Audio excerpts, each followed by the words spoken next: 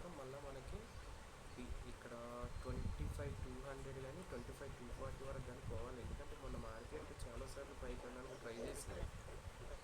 ఇక్కడ చూసారా ఒక్కొక్క స్పైక్, ఈ స్పైక్స్ ఉన్నాయా, ఈ స్పైక్స్ పూర్తి చేయాలి. ఈ స్పైక్ పూర్తి చేయాలంటే almost first spike at least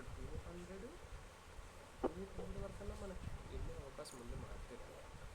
so మనకి ఈ లోపలనే మళ్ళీ సెల్లింగ్ ప్రైజర్ ఏదన్నా క్లోజింగ్ లెవెల్ కాడ నుంచి వచ్చిందంటే రివర్స్ అవుతుంది, లేదంటే మాత్రం మనకి అక్కడ వరకు వెళ్ళే అవకాశం ఉంటుంది. ఆల్రెడీ ఇక్కడ చూసారా 2580 దగ్గర కొంచెం సపోర్ట్ చేసింది లైట్గా. సో ఒక పుల్ బ్యాక్ ఇచ్చి వెళ్ళాలా, లేకపోతే మళ్ళా ఇక్కడ వీళ్ళని టెంప్ట్ చేసి రివర్స్ అవ్వాలనేది మనకి డిసైడ్ అవుతుంది. చూద్దాం, లెట్స్.